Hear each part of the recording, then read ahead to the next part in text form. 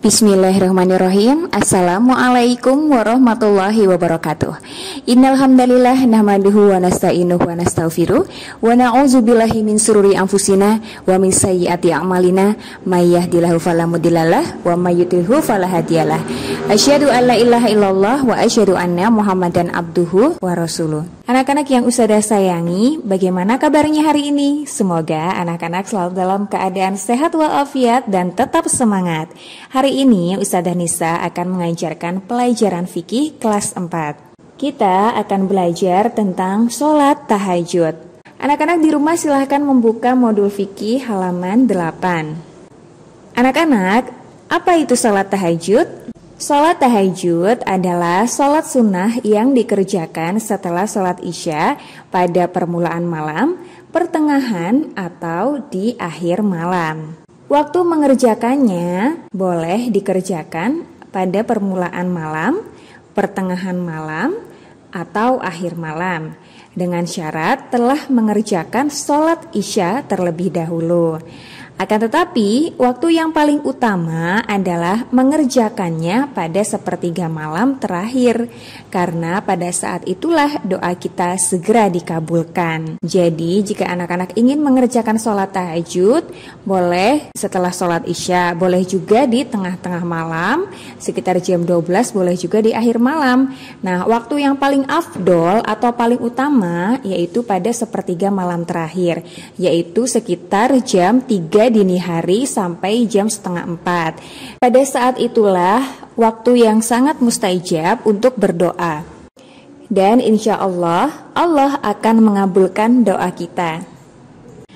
Anak-anak, jumlah rakaat sholat tahajud yaitu 8 rakaat dengan cara salam setiap 2 rakaat. Nah, jadi mengerjakannya 2 rakaat salam sampai jumlahnya ada 8 rakaat. Bila terlambat melaksanakan sholat tahajud hingga datang waktu subuh, maka cukup dengan melaksanakan 2 rakaat sholat tahajud dan 1 rakaat sholat witir. Adab-adab sholat tahajud. Nah, anak-anak, jika kita ingin melaksanakan sholat tahajud, sebaiknya perhatikan adab-adab berikut ini ya. Yang pertama, hendaknya berniat untuk bangun ketika akan tidur. Jadi sebelum tidur kita sudah berniat dalam hati, nanti di tengah malam akan bangun mengerjakan sholat tahajud. Insya Allah kita akan bangun dengan sendirinya. Yang kedua, hendaknya minta untuk dibangunkan atau diingatkan. Nah, kita juga bisa minta tolong kepada ayah atau ibu untuk membangunkan di jam-jam tertentu agar melaksanakan sholat tahajud. Yang ketiga, berusaha menghilangkan kantuk ketika bangun. Nah, ketika kita bangun tengah malam atau di waktu dini hari untuk melaksanakan sholat tahajud, biasanya kita masih merasakan kantuk. Nah, kita harus berusaha menghilangkan kantuk dengan sebaik-baiknya. Caranya dengan ketika bangun membaca doa bangun tidur, kemudian segera pergi berwudu, lalu melaksanakan sholat tahajud. Yang keempat, berwudu dengan sebaik-baiknya. Ketika kita sudah bangun, jangan sampai kita tidur lagi. Hendaknya kita langsung pergi mengambil air wudu supaya rasa kantuk kita hilang dan kita bisa melaksanakan sholat tahajud. Yang kelima, sebaiknya dimulai dengan yang ringan, kemudian surat yang tidak terlalu panjang bacaannya. Nah, dimulai dengan yang ringan artinya kita melaksanakan 2 rakaat sholat tahajud, kemudian rakaat pertama setelah membaca surat Al-Fatihah, kita membaca surat-surat pendek yang ringan untuk dibaca. Begitu juga dengan rakaat kedua. Yang keenam, memperbanyak istighfar dan berdoa kepada Allah. Selesai mengerjakan sholat tahajud, sebaiknya kita memperbanyak istighfar, berzikir, dan berdoa kepada Allah. Yang ketujuh, menghentikan sholat jika terasa mengantuk lagi. Tidak bisa kita pungkiri ketika kita sholat di tengah malam atau di dini hari, biasanya kita merasakan kantuk yang sangat berat. Jika kita sudah melaksanakan sholat tahajud 2 rakaat atau 4 rakaat kemudian ditutup dengan witir dan kita merasakan kantuk yang sangat berat, maka kita boleh menghentikan sholat jika terasa mengantuk lagi. Namun jika kita tidak merasa mengantuk, maka sebaiknya perbanyaklah zikir, istighfar, dan berdoa kepada Allah dan menunggu hingga waktu azan subuh. Anak-anak yang Ustazah sayangi, ada beberapa keutamaan sholat tahajud. Yang pertama, akan dibangkitkan pada kedudukan yang terpuji.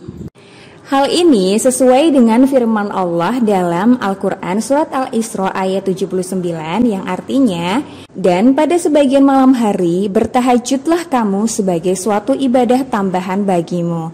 Mudah-mudahan Tuhanmu mengangkat kamu ke tempat yang terpuji. Yang kedua, akan dimasukkan ke dalam surga yang sejahtera. Anak-anak, Rasulullah Shallallahu Alaihi Wasallam pernah bersabda yang artinya, wahai manusia, sebarkanlah salam, berilah makan kepada orang yang membutuhkan, sambungkanlah silaturahim, dan sholatlah pada malam hari ketika orang lain sedang tidur. Niscaya kalian akan masuk surga dengan selamat. Hadis riwayat Ibnu Majah. Nah, jadi anak-anak, jika kita rajin melaksanakan sholat tahajud, insya Allah kita akan dimasukkan ke dalam surga. Yang ketiga, keimanan mereka diakui. Selain mendapatkan kedudukan mulia di akhirat, orang-orang yang ahli sholat tahajud juga akan mendapatkan kedudukan mulia di dunia, serta keimanan mereka akan diakui oleh Allah dan juga penduduk surga. Yang keempat, tergolong hamba-hamba Allah yang tidak ada bandingannya. Anak-anak, orang yang selalu melaksanakan sholat tahajud artinya orang-orang yang kuat karena dia mampu bangun di tengah malam atau di dini hari untuk melaksanakan sholat dan untuk bermunajat kepada Allah SWT. Yang kelima, dihapuskan kesalahan-kesalahannya dan dikabulkan doanya. Anak-anak, orang yang terbiasa melaksanakan sholat tahajud kemudian berdoa, insya Allah doanya akan dikabulkan oleh Allah. Apalagi jika melakukannya di sepertiga malam yang terakhir. Dan sholat tahajud juga menjadi penghapus dan pencegah dosa. Seperti sabda Rasulullah dalam sebuah hadis yang artinya, biasakanlah dirimu untuk sholat malam, karena hal itu tradisi orang-orang soleh sebelummu, mendekatkan diri kepada Allah, menghapus dosa, menolak penyakit, dan pencegah dari dosa. Hadis riwayat Ahmad. Nah, anak-anak, itu dia tadi keutamaan sholat tahajud. Banyak sekali manfaat yang bisa kita dapatkan jika kita rajin melaksanakan sholat tahajud. Semoga kita bisa membiasakan diri melaksanakan sholat tahajud agar tergolong hamba-hamba Allah yang soleh. Anak-anak, demikian pembelajaran fikih hari ini. Semoga anak-anak dapat memahami penjelasan Ustazah dengan baik ya. Sekian dari Ustazah Nisa. Sampai jumpa lagi pada pelajaran fikih selanjutnya. Wassalamualaikum warahmatullahi wabarakatuh.